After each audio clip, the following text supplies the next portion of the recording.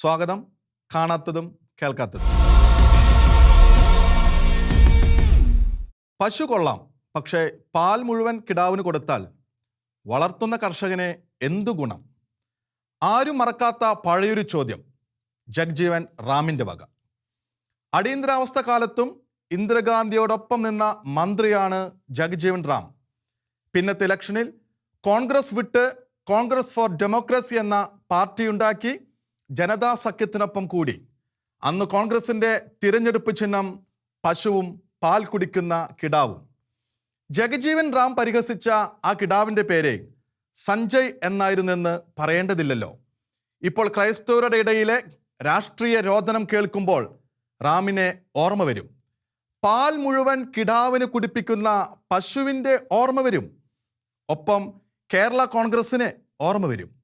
മിക്കവാറും സങ്കടത്തോടെ ഓർമ്മിക്കുന്നത് പോലെ ഒരിക്കൽ ക്രൈസ്തവർ കേരള രാഷ്ട്രീയത്തിൽ നിർണായക ശക്തി തന്നെയായിരുന്നു. PT ചാക്കോയോടുള്ള കോൺഗ്രസിലെ ചിലരുടെ ചതിക്കു ബദലായി അദ്ദേഹത്തിൻ്റെ മരണശേഷം കേരള കോൺഗ്രസ് നിലവിൽ വന്നു. ആത്മാർത്ഥതയുള്ള യഥാർത്ഥ ക്രൈസ്തവ നേതാവ് ഉൾപ്പെട്ട രാഷ്ട്രീയ പാർട്ടി. എന്നാൽ അദ്ദേഹത്തിന് ഒരു പോരായ്മ ഉണ്ടായിരുന്നു: കൗശലം തികയാത്തയാൾ.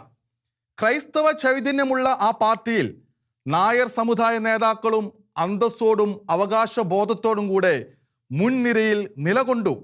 ആർക്കും അവഗണിക്കാനാകാത്ത ശക്തിയായി ആ പാർട്ടി. അധികം പഴമയിലേക്ക് പോകേണ്ട. അടിയന്തരാവസ്ഥയെ തുടർന്നുള്ള പിളർപ്പിന് ശേഷം ഒന്നിച്ചപ്പോൾ പോലും നിയമസഭയിൽ 25 സീറ്റുണ്ടായിരുന്നു കേരള കോൺഗ്രസിന്. അന്ന് കേരള കോൺഗ്രസിനെ ക്ഷീണിപ്പിക്കാൻ കരുണാകരൻ ശ്രമിച്ചെങ്കിൽ അത് അദ്ദേഹത്തിൻ്റെ രാഷ്ട്രീയ സാമർഥ്യം. കേരള കോൺഗ്രസിനോട് അദ്ദേഹത്തിന് മാപ്പ് പറയേണ്ട കാര്യമില്ലല്ലോ.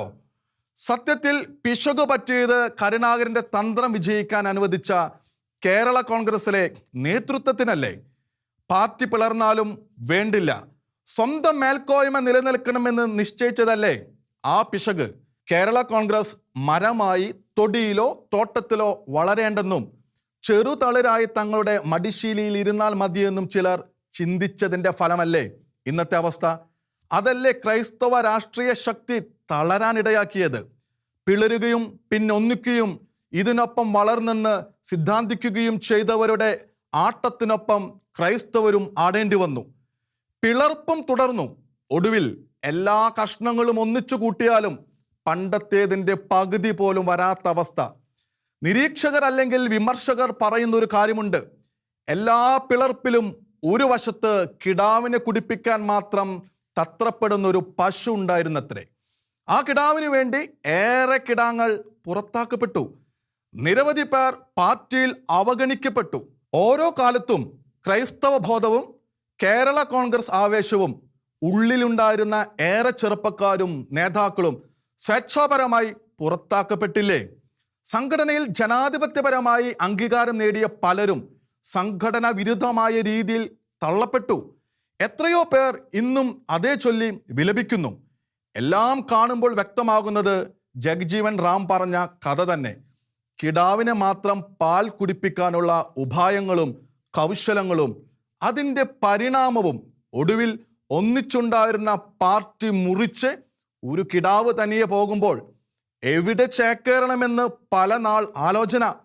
തീരുമാനമില്ലാതെ നാൽക്കവലക്കൽ ഇടത്തും വലത്തും വടക്കും തെക്കും നോക്കി നിൽക്കുമ്പോഴും ആ ആലോചനയ്ക്കൊപ്പം ശങ്കയിൽ ക്രൈസ്തവർ നിൽക്കണമെന്ന അവസ്ഥ. കിടാവ് വലത്തു നിന്നാൽ അവിടെ തന്നെ, വടക്കോട്ട് പോയാൽ അവിടേക്ക്, ഇടത്തേക്ക് പോകുമ്പോൾ ഇടത്തേക്ക്. ഇതാണോ ക്രൈസ്തവരുടെ ബാധ്യത? ഇങ്ങനെ ആടണമോ വേണ്ടോ എന്ന് തീരുമാനിക്കുന്നതുവരെ ക്രൈസ്തവർക്കിടയിലെ വിലാപവും തുടർന്നുകൊണ്ടിരിക്കും. വഞ്ചിക്കപ്പെട്ടതിന് ക്രൈസ്തവർക്ക് സ്വയം പഴിക്കാം, കർഷകർക്കും സ്വയം പഴിക്കാം. വഞ്ചനയുടെ ശേഷിപ്പായി കോട്ടയം ജില്ലയിലെ ടയർ ഫാക്ടറി എന്നൊരു ചാപ്പിള്ള ഇപ്പോഴും പലരുടെയും ഓർമ്മയിലുണ്ട്. കേരളത്തിലെ റബ്ബർ കർഷകർ മുഴുവൻ ടയർ വ്യവസായികൾക്ക് വേണ്ടി, അവരുടെ ലോബിക്ക് വേണ്ടി കബളിപ്പിക്കപ്പെട്ടതിൻ്റെ സ്മാരകം.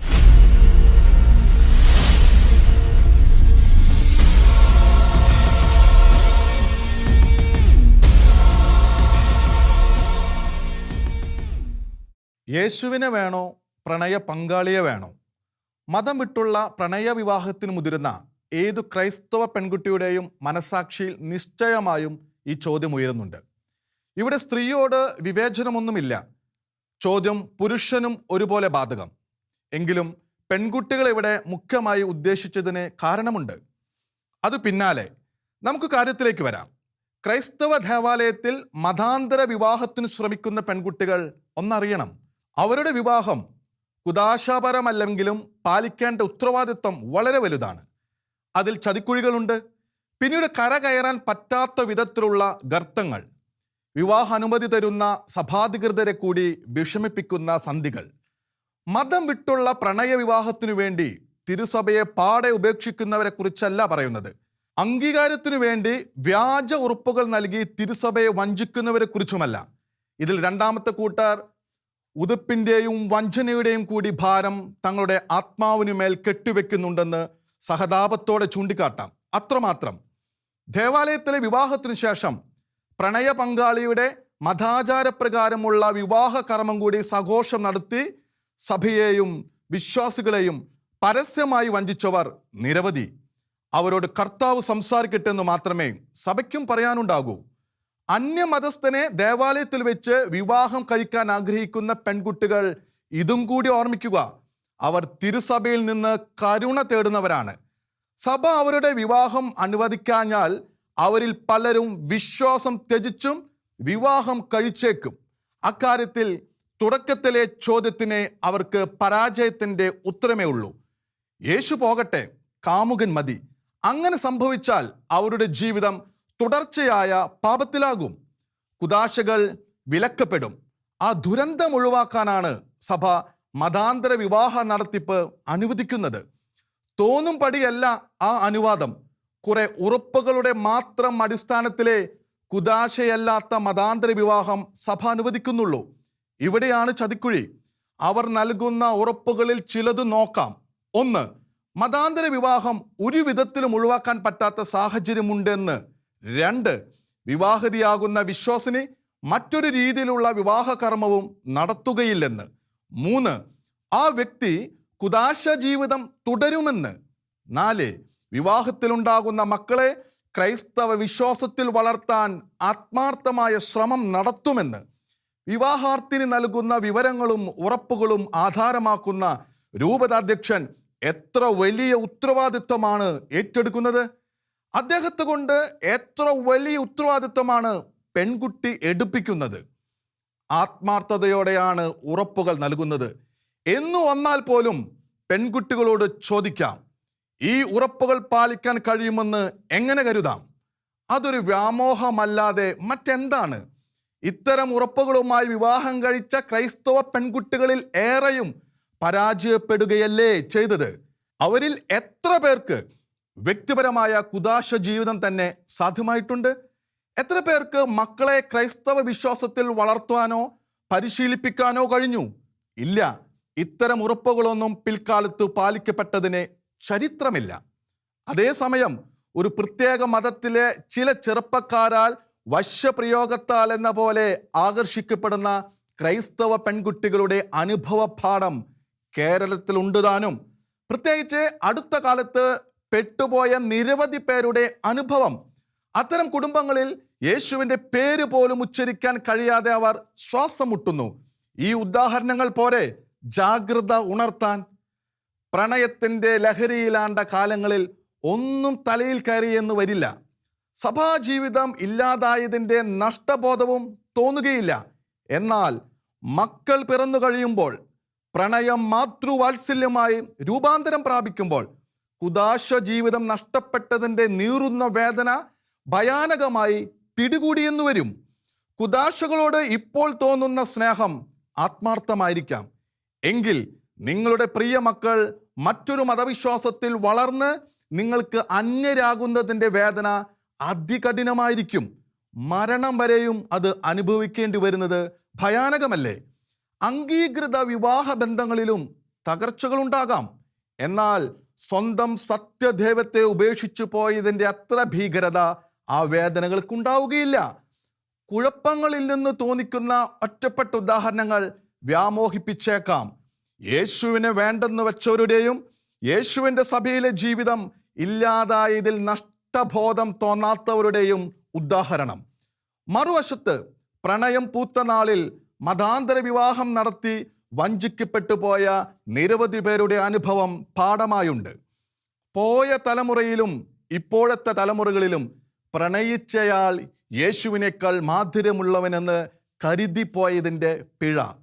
അവരുടെ ദുരന്തം സാമ്പത്തിക തകർച്ചയോ ഉദ്യോഗ നഷ്ടമോ ഒന്നുമല്ല, സ്വന്തം ദൈവത്തെ, സത്യദൈവത്തെ ഉപേക്ഷിച്ചു പോയതിൻ്റെ തീരാവേദന തന്നെ. പെൺകുട്ടികളെ പോലെ ഇക്കാര്യത്തിൽ നിസ്സഹായത ആൺകുട്ടികൾക്ക് അനുഭവിക്കേണ്ടി വരുന്നില്ല.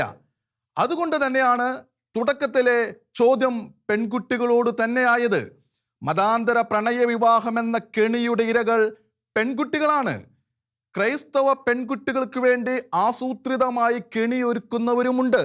യേശുവിൻ്റെ വഴിവിട്ട് പ്രണയ പങ്കാളിക്കൊപ്പം ജീവിക്കണം, സഭയുടെ അനുഗ്രഹവും വേണം എന്നത് രക്ഷാപരമായ ചിന്തയല്ലെന്നറിയുക.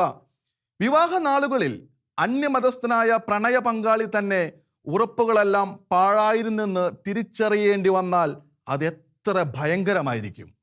അങ്ങനെ ഒരു അവസ്ഥയിലേക്ക് ഒരു പെൺകുട്ടിയും കടന്നു ചെല്ലാതിരിക്കട്ടെ.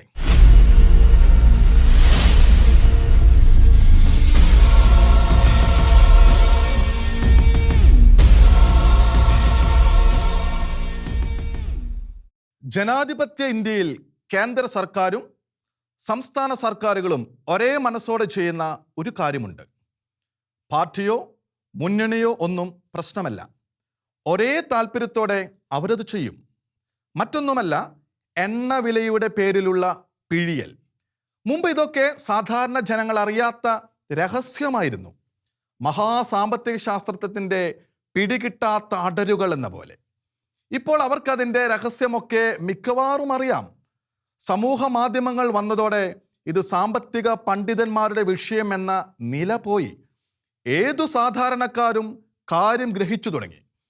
പക്ഷെ അത്രത്തോളം മാത്രമേ ഉള്ളൂ സാധാരണക്കാരൻ്റെ അധികാരവും ശക്തിയും. അറിഞ്ഞ കാര്യം ഏറി വന്നാൽ 4-5 പേർക്ക് ഷെയർ ചെയ്ത് ചാരിതാർത്ഥ്യമടയാം.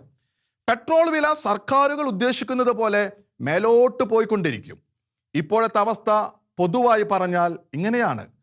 30 രൂപയ്ക്ക് എണ്ണ കമ്പനികൾ നൽകുന്ന പെട്രോളിനെ കേന്ദ്രത്തിലെ വലിയ സർക്കാരും സംസ്ഥാനത്തെ ചെറിയ സർക്കാരും ചേർന്ന് തൊട്ടു തിരുമ്മി കഴിയുമ്പോൾ വില 90 രൂപയ്ക്കടുത്താകുന്നു. അതെങ്ങനെയെന്ന് ലളിതമായി പറഞ്ഞാൽ, കേന്ദ്രത്തിൻ്റെ എക്സൈസ് നികുതിയും സംസ്ഥാന സർക്കാരിൻ്റെ വാറ്റ് നികുതിയും ചേർന്നുള്ള സേവനം. കമ്പനികൾ തന്നെ ഒന്നാന്തരം ലാഭം വസൂലാക്കിയാണ് വിലയിടുന്നത്. പക്ഷേ അത് വാങ്ങുന്നവരുടെ അടുത്ത് പമ്പുകളിലെത്തുമ്പോൾ 3 ഇരട്ടിയാകുന്നു എന്നത് ഏതു നിലയ്ക്കും കടുത്ത ഏർപ്പാടാണ്. വിദേശത്തെ എണ്ണയുൽപാദക രാജ്യങ്ങളുടെ മേലാണ് ഒരുപാട് കാലം പെട്രോൾ ഡീസൽ വില വർധനയുടെ പഴി സർക്കാരുകൾ ചാർത്തിയിരുന്നത്. പക്ഷെ അവിടെ നിന്ന് കുറഞ്ഞ വിലയ്ക്ക് കിട്ടുന്ന ക്രൂഡ് ഓയിൽ കൊണ്ട് രാജ്യത്തെ എണ്ണ ശുദ്ധീകരണ കമ്പനികൾ വൻ ലാഭമുണ്ടാക്കി. അവ പഴി കേട്ടപ്പോൾ കേന്ദ്ര സർക്കാരുകൾ അവയെ പിന്തുണച്ചു. പക്ഷേ അപ്പോഴും യഥാർത്ഥ വില്ലൻ പെട്രോൾ വിലയുടെ യഥാർത്ഥ കാരണം കനത്ത നികുതികളാണെന്ന സത്യം പൊതുജനം വേർതിരിച്ചറിഞ്ഞില്ല. ഇപ്പോൾ കാര്യങ്ങൾ വ്യക്തം. വിദേശത്തെ വില നോക്കാതെ എണ്ണ കമ്പനികൾ ചൂഷക വില ഈടാക്കുന്നുണ്ടെങ്കിലും യഥാർത്ഥത്തിൽ പെട്രോൾ വില ഉയരാൻ കാരണം കേന്ദ്ര സംസ്ഥാന നികുതികൾ തന്നെ. അവയെങ്ങനെ ഉയർത്തിപ്പിടിച്ചിരിക്കുകയാണ് 2 സർക്കാരുകളും. കേന്ദ്ര സർക്കാരോ സംസ്ഥാന സർക്കാരോ നികുതി കുറയ്ക്കാൻ തയ്യാറായാൽ വില കുറയും.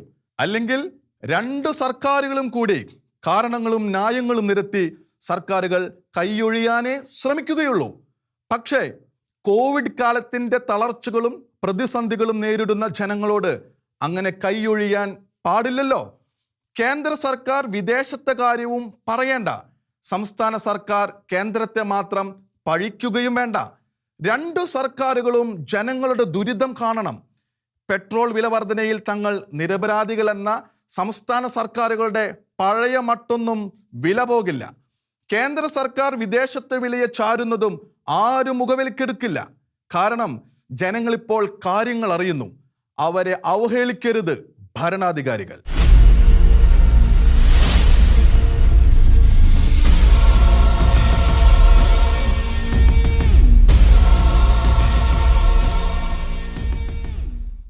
പണി മുടക്കിയ സർക്കാർ ജീവനക്കാർക്ക് ശമ്പളം നൽകരുതെന്ന് ഹൈക്കോടതി. ഇങ്ങനെയൊരു വിധി കേൾക്കുമ്പോൾ പലരും അമ്പരക്കും. കുറഞ്ഞ പക്ഷം പുറത്തുനിന്ന് വരുന്ന വിനോദസഞ്ചാരികൾ, അവർക്കറിയില്ലല്ലോ ഈ നാട്ടിലെ പ്രമാണം പണിമുടക്കുന്നവർക്ക് കൂലി കിട്ടും എന്നതാണെന്ന്. അഥവാ പണിയെടുക്കാത്തവർക്ക് കൂലിയില്ല എന്ന് പറയാൻ ഈ നാട്ടിൽ കോടതി വിധി തന്നെ വേണമെന്ന്. കേന്ദ്ര സർക്കാരിൻ്റെ നയങ്ങളെ പ്രതിഷേധിച്ചാണ് ജീവനക്കാർ സമരം നടത്തിയത്. സമരം നടത്തുന്നത് ധീരമായ പ്രവൃത്തിയായി അവർ കാണുന്നു. ആ ധീര പ്രവൃത്തിക്ക് വേണ്ടി ഓഫീസുകളിലെ ജോലി മുടക്കുകയും ചെയ്തു. പണിമുടക്ക് ജനങ്ങൾക്ക് വേണ്ടിയാണെന്ന് പറയുന്നെങ്കിലും സമരദിനങ്ങളിൽ ജനങ്ങൾക്ക് കിട്ടേണ്ട ഔദ്യോഗിക സേവനങ്ങളെല്ലാം മുടങ്ങി. അത് മുടക്കിയതിനുള്ള കൂലിയും ജനങ്ങൾ തന്നെ നൽകണമെന്ന് വന്നാലോ? സമരദിനങ്ങളിൽ ഡൈസ്റോൺ കണക്കിലെടുക്കാതെ ശമ്പളം നൽകാൻ സർക്കാർ തീരുമാനിച്ചതിൻ്റെ അർത്ഥം മറ്റൊന്നുമല്ലല്ലോ. സേവനം കിട്ടാതെ വിഷമിച്ച ജനം ആ വിഷമം ഉണ്ടാക്കിയവർക്ക് അതിൻ്റെ പേരിൽ കൂലി നൽകുക. പക്ഷേ ഇക്കാര്യത്തിൽ ആരും ഒരു തർക്കവും ഉയർത്തിയില്ല. കോടതിയിൽ ഹർജി നൽകിയ ഒരു ഉദ്യോഗസ്ഥനൊഴികെ പ്രതിപക്ഷവും സമരത്തിൽ പങ്കാളിയായതിനാൽ അവർക്കും യോജിപ്പ്. ഇതിലൊന്നും അത്ഭുതമില്ല. ഓഫീസിൽ വരാതെ ശമ്പളം കിട്ടുന്നത് ആർക്കാണ് ഇഷ്ടപ്പെടാത്തത്? കേരളത്തിലെ പണിമുടക്ക് സംസ്കാരം എന്നും അങ്ങനെ തന്നെയായിരുന്നല്ലോ. സർക്കാരിൻ്റെ നയപരമായ തീരുമാനം എന്ന പരിരക്ഷ ഇക്കാര്യത്തിൽ കോടതി അംഗീകരിച്ചില്ല. ഈ ഏർപ്പാട് വേണ്ട എന്ന് തന്നെയാണ് ന്യായപീഠം പറഞ്ഞത്. സർക്കാർ ചെലവിൽ എന്ന് വെച്ചാൽ ജനങ്ങളുടെ ചെലവിൽ ജീവനക്കാർ പണിമുടക്കുന്ന കാഴ്ചകൾ കണ്ട് കണ്ണു തഴമ്പിച്ച നാടാണിത്. ഏറെ നാൾ പരിചയിച്ചതിനെ ചേരാത്തൊരു കാര്യം കേൾക്കുമ്പോൾ അമ്പരപ്പ് സ്വാഭാവികം. എങ്കിലും സാവധാനം അത് ശീലമാകുകയില്ലേ? ആകണം, അതാണല്ലോ ശരി. പക്ഷെ ഇങ്ങനെ പണിയെടുക്കാതെ ശമ്പളം വാങ്ങുന്നത് തെറ്റാണെന്നോ അധാർമികമാണെന്നോ ചിന്തിക്കുന്ന ഒരാളും നമ്മുടെ സർക്കാർ സേനയിൽ ഇല്ലേ? അങ്ങനെ ഒരു സ്വരവും കേട്ടില്ല. അതാണ് നമ്മുടെ തൊഴിൽ സംസ്കാരം.